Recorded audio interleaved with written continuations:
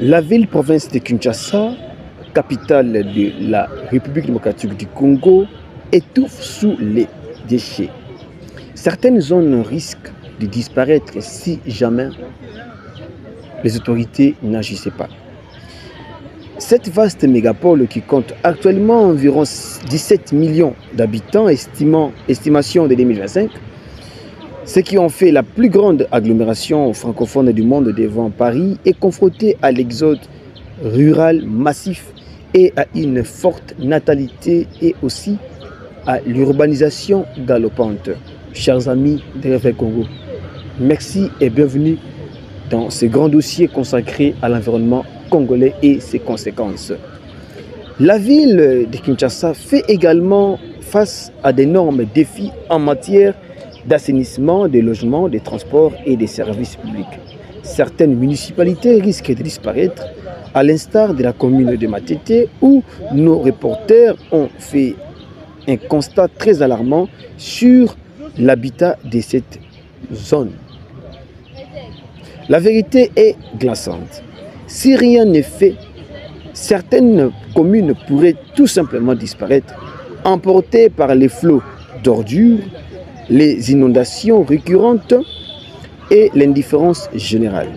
Ce n'est plus un simple problème de salubrité, mais c'est un cri d'alarme.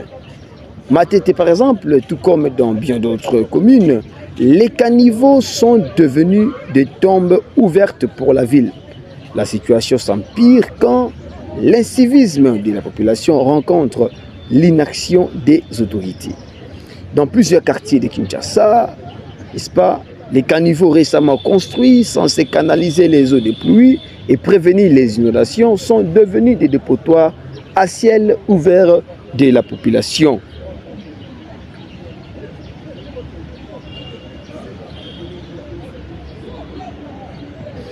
Partout, les mêmes constats. Les responsabilités d'une frange de la population rencontrent l'abandon des autorités. À Matete, par exemple, tout comme aussi à Kitambo, les images montrent les habitants qui vident leurs poubelles dans les caniveaux. Les habitants de Kinshasa ne tirent aucune leçon, visiblement, des dernières inondations meurtrières du 4 au 5 avril 2025, ayant causé beaucoup de morts et des dégâts matériels. En lieu et place de changer les comportements, une ronde, lorsque nous avons effectué notre ronde, on se rend malheureusement compte que la population a du mal à changer sa mentalité. Comme si les familles congolaises ou l'État congolais n'a pas appris à la population comment aimer son environnement.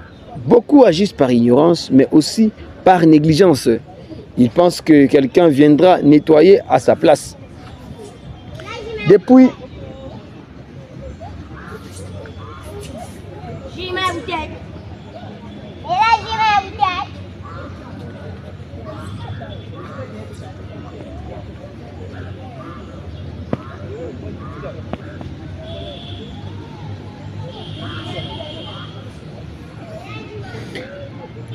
Depuis le retrait du Paro, tous les gouverneurs qui se sont succédés à la tête de la ville-province de Kinshasa, commençant par Kimbuta, de Kimbuta à Gentil-Ngobila, en passant par Denis Bumba, ont tenté sans réel succès de relancer l'assainissement urbain.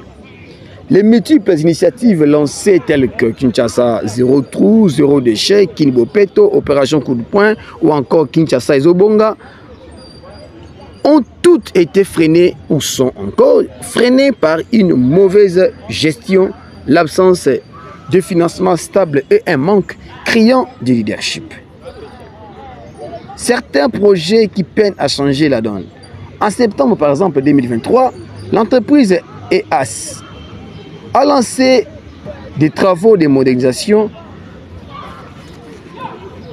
sur l'avenue Bompete. Sur 2,3 km des collecteurs d'eau ont été construits, mais très vite, ces infrastructures ont été sacrifiées sur l'autel de l'insalubrité. À quoi bon moderniser si l'usage quotidien contredit tout l'effort, tous les efforts? Face à la situation, certaines initiatives émergent timidement. Le gouverneur Daniel Bumba Lubaki a récemment lancé une opération coup de poing pour nettoyer la rivière Mososo et évacuer les déchets de Kitambo. Objectif affiché, sortir Kinshasa d'ici 3 millions de tonnes d'immondices. Mais les sceptiques restent nombreux. Ces actions ponctuelles suffiront-elles sans un suivi régulier et une vraie politique d'assainissement? Et si Paro revenait? L'environnement de Kinshasa s'est fortement dégradé, chers amis de Ravai Congo, depuis la fin du projet d'appui à la réhabilitation et à l'assainissement urbain Paro, le projet de l'Union européenne, le jeudi 20 août 2015. Ce programme financé par l'Union européenne, tel que je l'ai dit, avait permis pendant 6 ans de traiter jusqu'à 11 000 mètres cubes de déchets urbains par semaine dans 9 des 24 communes de la ville. Le retrait de l'Union européenne a laissé un vide que les autorités provinciales et nationales peinent toujours à combler. Issu de l'élargissement du programme d'assainissement et d'urbanisation de Kinshasa, PAOK, réalisé entre 2007 et 2010, le Paro avait contribué de manière significative à l'amélioration du cadre de vie dans les communes ciblées. L'époque, première étape du processus, s'était concentrée sur les communes de Barumbu, Gombe et Kinshasa.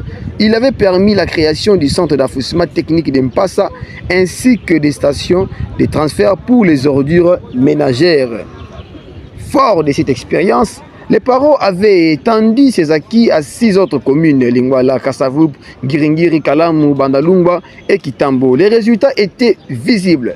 Selon les chargés d'affaires de l'Union européenne en RDC, les zones inondables avaient diminué de 40% et les maladies d'origine hydrique avaient reculé de 50 à 70%. C'était vraiment colossal.